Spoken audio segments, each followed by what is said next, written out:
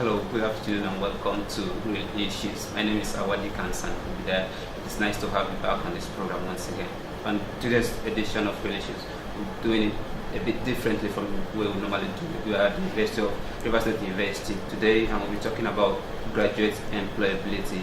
And the person to talk to us about this is the Dean of Students Affairs, Rivers State University, Dr. Isaac Zeb Obibi. Good afternoon, sir, and welcome to Real Issues. Good afternoon, viewers.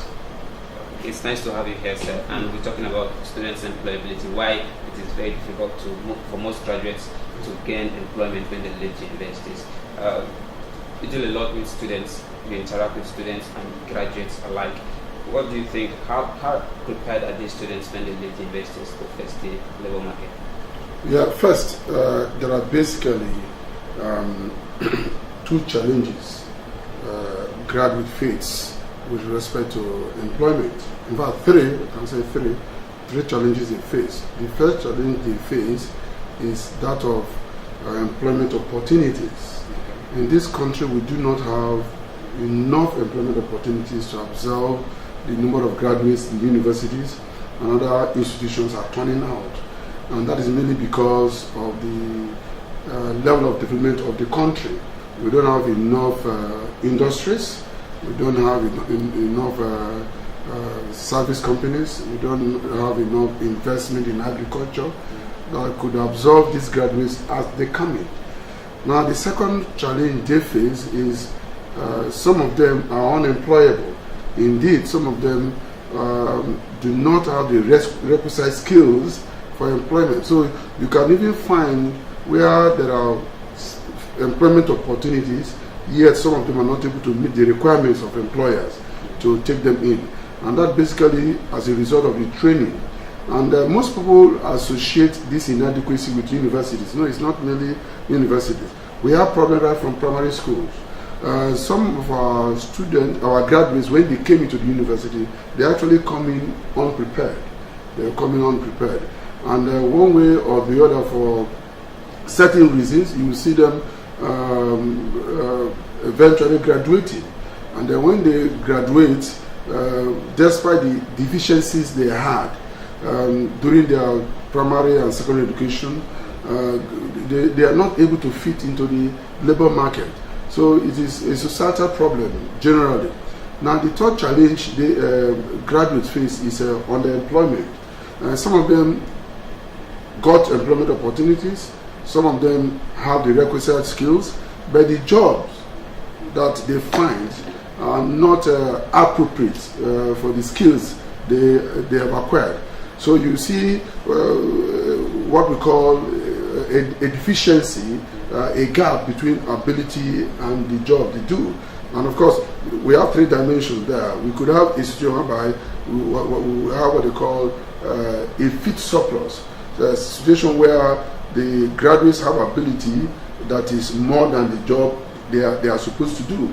Then you could have instances where you have what they call a fit deficiency, where the graduates do not have the ability, yet they are given the jobs to do. There are some people who are not qualified, and those who are qualified are not employed. In fact, that will take me to a fourth problem of graduate employability, which is nepotism, with favoritism. The job opportunity will be there, they exist, and yet those who are qualified are not employed. So in summary, the employment challenges graduate face could be put in four categories. One, the lack of employment opportunities. Two, the lack of the requisite skills by these graduates to fill in available spaces. Three, the underemployment they suffer, whereby they have to make do with jobs below their qualification. And fourthly, when the opportunity to exist, those who are not qualified are the people that are often given the job because of what they call the man-to-man syndrome in Nigeria. So these are some of the employment challenges our students have. In fact, there could be a fifth category. The fifth category is that has to do with entrepreneurship. The inability of our graduates to initiate or start up businesses. That instead of depending on paid job, they become self-employed and create job for others. That is also can be said to be related to the employment problem challenges of graduates. So I've given you 5. Okay. Don't you think the problem is within our universities? No, at all. Yeah, university can partly account for it, but it is generally a societal problem. Like I said, you have the problem of our graduates right from primary school not having the required educational background for a postgraduate study, and yet everybody wants to go to the university. Nobody wants to go to polytechnic. Nobody wants to go to other institutions. Everybody wants to go in, and then when they go in, they just model their way through. So it is not that of the university alone. So we know that we interact with students. We know that indeed some of that in the first place shouldn't have been here. We know that. So it's not only the university, but the university has its own share of the blame. The university has not being able to, at the point of even admission, screening out those who are not qualified, and then those who are already in the system, being able to get them out of the system because they are not doing well. So the university has its own share, society has its own share. And one important cause of this is the phenomenon of automatic promotion, where people will continue to move from one class to the other. When even they fail, they don't repeat class. In our days, you repeat class. But these days, you hardly see people in primary school, secondary school repeating classes. They keep just going. And then that's the way they are all shipped into the university. And the university has to battle with how to correct such deficiencies that arose from lower levels of education. Okay, let's use this university, River State University, as a model for other universities in Nigeria. When the students come in, they expect to gain so many skills, entrepreneurial skills and other skills, just to get themselves ready for the labor market. Not just about what they come in to study. Are there centers in the university today that are students how to be self-employed? Yes, we have. In fact, for quite some time now, the university has been teaching what they call entrepreneurial skills. It made it compulsory for all 200 level students in a 4-year program, or 300 level students in the 5-year program. So they are doing it. They call it GST 311. Now, we've been running this program at the instance of the NUC. It's one of the requirements for accreditation of programs in university. So we've been running it for about 5 years or so. We've been running it now. We've started the second part of it, which comes up in second semester, wherein these students have to do practical exercises in certain areas where they could acquire skills. Not just intellectual skills, skills that has to do with handcraft, crafts, skills in craft, so that they could produce, they can design, they could craft things, items that they can sell, and we have diversity of them. So the university has appointed last year a director of entrepreneurship in the university. In fact, it has created a center, the Entrepreneurial Development Center, and has appointed Professor Kerbel as the director of the Entrepreneurship Center. And the university has concluded written a memorandum of understanding with practicing and distinguished entrepreneurs in various fields, in various crafts, to come and teach our students and ensure the appropriate institutes certify them. Thirdly, the program is compulsory for all year 2 students in 4-year programs, compulsory for all year 3 students in 5-year program. Currently, that is what they are doing. Fourthly, the university has concluded arrangement with the I think ITF, one of these funding agencies, to build an entrepreneurial development center where you're going to have different equipment, different machines, and different skills where the students can go and practice. Different shops, workshops, laboratories where the student can practice. And at the end of the day, the university is looking forward to being able to produce almost all that it needs, ranging from desk, chairs, to gown, to print and production of books, production of diaries, virtually anything. We are looking forward to being independent in the future and producing the things we need to produce. I would like to know your thought about NYSC program in Nigeria. Do you think there is need for reformation of that program?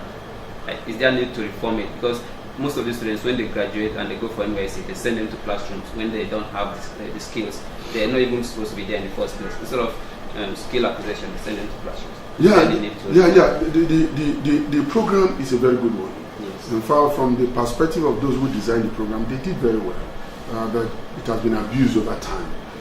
One, it has the potential to unite the country. When people from different regions go to the regions they don't know, they make friends, they make acquaintances, they have cross-cultural marriages, which is good for the country. Where there are shortages of manpower and organizations cannot afford to pay and bear overhead for staff, through NYSC, some organizations have been able to continue to exist because they have access to cheap labor from these people. So thirdly, some of these people have acquired experience because when you are looking for a job, certain experience, most organizations will require you to have experience. So during their NYSC exercise, some of them will have opportunity to work somewhere, and this will build their experience, at least to start with when eventually they go for a job. So these are pluses for the NYSC. But I personally feel not very comfortable with the way it has been abused, especially those who have managed the thing. They introduce ethnic politics in Nigeria, where you will see people from certain parts of Nigeria will be posted to areas, states that are lucrative, and then when these people finish their services, they get absorbed. When those people from those states posted to those other areas where it's not very lucrative, where there are no jobs and all the rest, they don't get absorbed. So they come back here. By the time they come back here, these other people from those areas have taken the jobs within their territory. And this partly explains the violence, the militancy in the Niger Delta. And for that, some of us really frown at it. And for people like us, it's a continuation of the domination of certain groups in Nigeria who frown at. So the NYSC has become a vehicle through which certain people have perpetuated the domination of the people of the Niger Delta in this area. So some of us are beginning to think that it will be apt for it to be reviewed and have no apology about that. We're in a country, and that's indeed pathetic to call a country when you see how some citizens are treated as second-class citizens. So that's my reservation about NYSC. Otherwise, it's a good program. Okay. So there is need for reformation of Yes, I think so. Okay. So that we should prevent the idea of people coming here to do NYSC and taking the jobs that are available, and then our people go there, they will not be retained, and they come back and they get their job. Of course, you have dissatisfaction, discontent, and then you have militancy, you have kidnapping, you have robbery, and all the rest. Things we suffer here more than anybody suffer, in addition to the damages done to our environment. So it's offensive. So they may have to reform it to take care of this so that they don't. We don't have a situation where the future of our youth is endangered as a result of the way the NYSC is being implemented. That's my take. Just a few more questions before we come to the end of this. Most job seekers, when they go for job interviews, let's say fresh graduates, they ask them for skills, experience, let's say 2 or 3 years experience, when these people are just leaving the university and they have no experience whatsoever. How are we going to do about this? How are we going to... First, organizational employers have the right to ask for requisite experience. They have the right. 2, we've advised as somebody who is who teach human resource management, we advise students that you don't even need to wait till you graduate to acquire skills. For example, we have what we call volunteer services. The student can volunteer when even they're in school, their services to organizations, and in course of that acquire experience. You build that, So it's nice, but we will also advise organizations to know that a fresh graduate might not possibly have the required number of experience. That's why some organizations have taken that into cognizance, so they create what they call management trainees. So for the position of management trainee, you don't need much experience. It is believed that you can be employed just as a fresh graduate and then you gain the experience. So yes, it's required, yes, it's necessary, but there are alternatives to it. Management trainees, volunteer services by students to get acquire skills while even they're in school. So that by the time they go into abroad, current students while they're in school, they are working. They take part-time job and all this, and then eventually when they graduate, it accumulates as part of their experiences. Okay. What do you have to tell the students who are looking for white-collar jobs when they actually can do something for themselves and get other people to work for them? To them, I would say, no, the era of getting a graduating. You know, one of my elder brothers said, in fact, while they were writing for their final exam, waiting for convocation, they had been interviewed, given jobs. And on the day of convocation, the companies that are giving them jobs had brought cars, paid to those days, waiting for them at the venue of the convocation to drive them to their staff quarter, and the next day they start work. Those days are definitely gone. So our students should know that they need to get the skills required for employers to go after them. 2, they must realize that they need to acquire the skills that are necessary to be entrepreneurs, to create jobs rather than look for jobs. Our government also has a role to play in this, not just corporate bodies, organizations, and companies.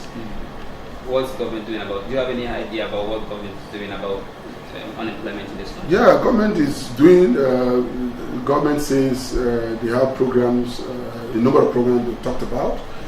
Some of these programs, Empower, they call, they give loan. They say they are doing a lot of this, and in fact, recently during the 2-year anniversary celebration of the present government, they talked about 2,000 persons that have benefited from things like that. The 2,000 compared to the number of persons looking for job is not enough.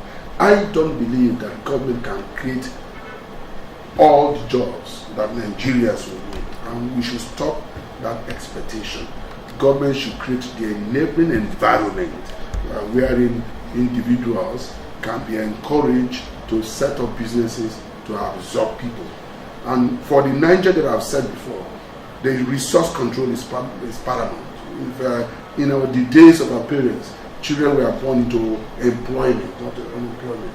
All right. So if people have their resources, the resources within their environment, and then they are encouraged to exploit these resources, and then reap from the exploitation of these resources, as opposed to government exploiting these resources and then giving them tokens. Of course, people will continue to depend on government for employment, but you liberalize the economy. Let people have their resources.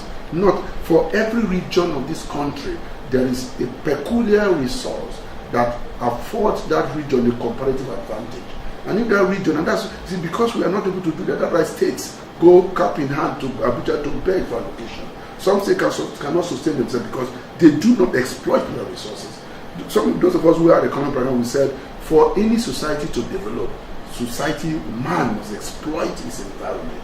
Man must exploit his resources to create value, to create wealth. And we are not doing that. And so long as the country is not taking that route, the country believes that it can create employment by just dashing money to people. It won't work. It won't work. We must reorientate and re-strategize to know that the environment should be such that individuals could have access to their resources and then exploit their resources, and then from their resources create create value and wealth. And when this value and wealth is created, you have a multiplication effect. So that's the only way unemployment will be solved. But that government alone will solve unemployment, never. It will never be successful. All right, thank you very much, Dr. ZOBP, for finding time to be with me on this program. I really appreciate it, and I'm sure our viewers will really like this, especially those who are just leaving the universities. They need to equip themselves with skills, learn new skills every day, so that when you go out there to look for a job, it's not going to be a big problem for you. Thank you. Don't forget to join us again on Real Issues next time. Bye.